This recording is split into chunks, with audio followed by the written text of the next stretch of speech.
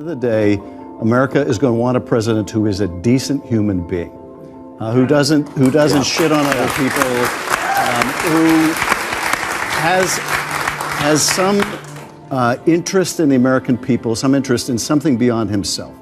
I think at the end of the day, people are going to reject this bigoted, divisive figure. I'm just giving you the answer to the question you're asking all night long. Why do they vote for Donald Trump? It's not always because they like him. No, it's because stuff like that is kookier to them. I think it's true justice.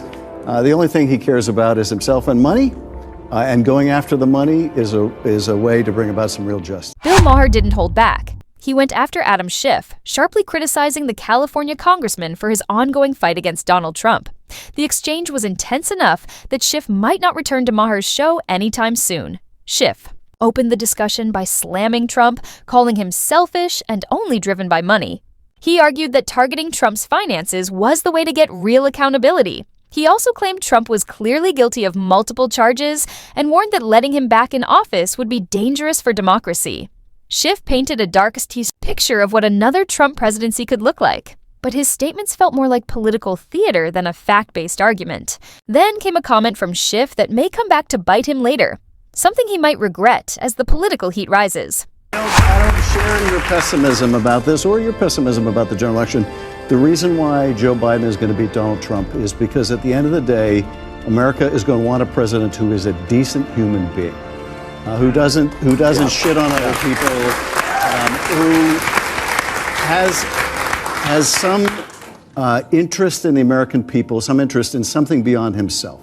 I think at the end of the day, people are going to reject this bigoted, divisive figure. Schiff kept up his attacks on Donald Trump, throwing out one accusation after another in an effort to discredit him.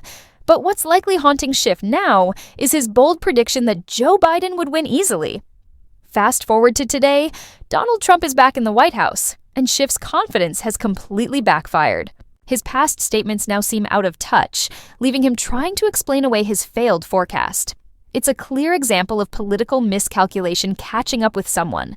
As Schiff continued, it became clear that even Bill Maher and Stephen A. Smith were growing tired of the same talking points. Maher stayed composed, but Stephen eventually spoke up, clearly ready to push back. And I'm just getting tired of seeing so much stuff targeted in his direction, but somehow, some way he still survives. I mean, we're talking about a situation where he's still going to be the GOP nominee. He's still going to be running for president. You're President Biden. That's the individual that you're going to have to beat. 4 indictments, 91 counts. They ain't even bringing up the bankruptcies, ain't even bringing up this particular issue with this civil case. And somehow, some way, he puts cats to shame because he clearly has more than 9 lives. I mean, come on. Before Bill Maher even jumped in, Stephen A. Smith took the spotlight, calling out Adam Schiff and his political allies for their years-long effort to take down Donald Trump. Smith pointed out how Trump has faced nonstop media criticism, repeated investigations, and constant comparisons to the worst figures in history. He's been labeled everything from a danger to democracy to a modern-day tyrant. Yet despite all of it, Trump has not only survived, he's gained momentum. No matter how many times critics believe they've stopped him, Trump keeps bouncing back, stronger, louder, and more defiant. Like him or not, he's become a political force his opponents can't seem to figure out, and that fact clearly frustrates them. Fed up with the endless anti-Trump talk, Bill Maher finally stepped in, and what followed was a complete takedown. The Atlantic put out an article last year, and it was called "Separating Sports by Sex Doesn't Make Sense." Right. And talked about how we separate sports like the WNBA and just because it's just socialization. This is insane. I agree. Okay. That's why people vote for Trump. Mm-hmm. Because there's stuff like that on the left that people just go, I know Trump's horrible, but separating sports by sex makes perfect sense. Mm-hmm. And if you think it doesn't, you can't leave the country. Maher criticized the party for being out of touch with everyday people.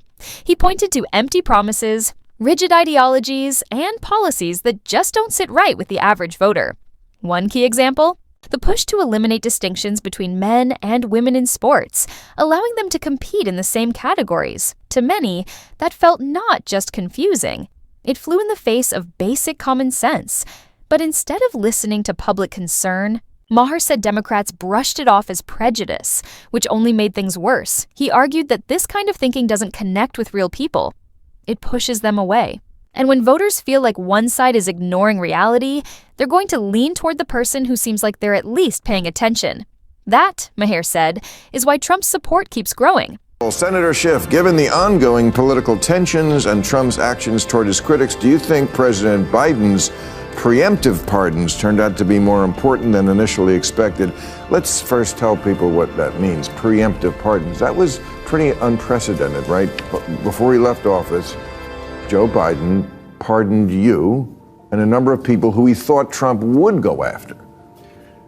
No, I take the opposite view. I don't think he should have given the pardons at all. Really? No, I don't think he should have, and I was vocal about that at the time. Can you refuse a pardon?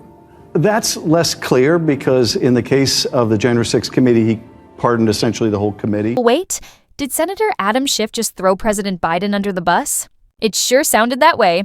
Schiff, who was deeply involved in the January 6th committee, received a pardon along with others who helped lead the investigation into the Capitol riot. But here's where things get interesting. If the committee's findings were so solid and fair, why did President Biden feel the need to hand out pardons ahead of time? Now, Schiff is acting like the pardon wasn't even necessary, subtly suggesting that Biden may have made a mistake. He didn't say it directly, but the message was clear. He's trying to separate himself from any political fallout. It's a classic political move. Accept the protection when it helps, then question it when things get messy. Schiff may think he's being strategic, but the cracks are starting to show. And you can bet the Biden camp isn't happy about the message that sends. Bill Maher didn't let it slide. He called Schiff out and also took aim at the mainstream media for glossing over these contradictions. And so the FBI came in and arrested the judge. No, I haven't heard that. Maybe I'm wrong, but I don't think I've ever read arrested a judge. So is this significant? Well, I think I'm not going to comment on something I don't know more about than what you've just told me. You read about it too. Yeah, I mean, I read about it, but I don't know. So you don't trust anything either, and you work for the New York Times. Well, when people inside major newsrooms start questioning their own reporting, it's a sign that something's gone off track. That's one of the main reasons so many Americans, including Donald Trump, have turned to independent media. They feel the traditional press is no longer delivering balanced or trustworthy coverage. Sadly, many once respected outlets now seem more focused on promoting specific viewpoints than simply reporting the facts. What used to be serious journalism is starting to feel more like political theater. Every time another flaw in mainstream reporting comes to light, it reinforces a growing belief. If you're looking for the full story, you might have to look beyond the big-name media dots. Schools are popular now, even with people who aren't Catholic. It's the last place you can send your kid to get an old school education. And they just tell the kids, forget about the Jesus stuff. Just, to them, that's okay indoctrination, as opposed to some of the other indoctrination that goes on. And also, the Catholics don't put up with bullshit. They take your phone. You have to learn your P's and Q's and your grammar and all this kind of stuff. And that's what I just don't understand, that parents don't have the whip hand anymore. Not that you should actually use a whip. And I don't have kids, so I don't know that firsthand, but every movie and TV show that has a teenager in it cannot be mischaracterizing this. And the kids they don't listen to their parents, they turn their back on them, they walk out of the room, things that would just get me shut down when I was a kid. It was when many Democratic leaders began fully embracing certain ideological trends that often ignored basic values and common sense. That's when the cultural shift took a sharp turn. Kids began being treated more like adults, while parents, especially fathers, were made to look foolish or irrelevant. TV shows started pushing this idea in almost every family-centered sitcom. The bumbling dad, the overwhelmed mom, and the all-knowing kid.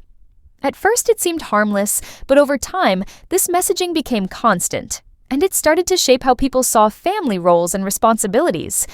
Eventually, entertainment turned into something more like messaging. Discipline became controversial, boundaries got blurred, and respect for parental authority started to fade. What used to be guiding values were slowly replaced with slogans and surface-level activism. And now, we're seeing the fallout, culturally and politically. Some say this shift played a big role in the Democratic losses during the 2024 election. Even their own voices began sounding the alarm in the months leading up to the vote. I respect the fact that you don't share my pessimism. I truly do. I understand where you're coming from. But I think that's part of the problem.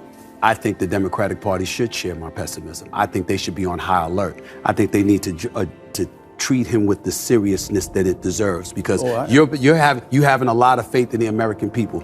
The man did get over 74 million votes. You've got people that are looking at Joe Biden. I'm not going to call him a cognitive mess or anything like that. That's very disrespectful. I would never speak about our president that way. But when you're 82 years of age, it's not offensive to say you're no longer a spring chicken and you don't seem to have. Aside from their increasingly unpopular policies, Adam Schiff and his allies spent years assuring Americans that Joe Biden was fully capable of leading the nation. Despite growing concerns from both Democrats and Republicans, they pushed forward, dismissing questions about Biden's cognitive health and painting any criticism as partisan noise.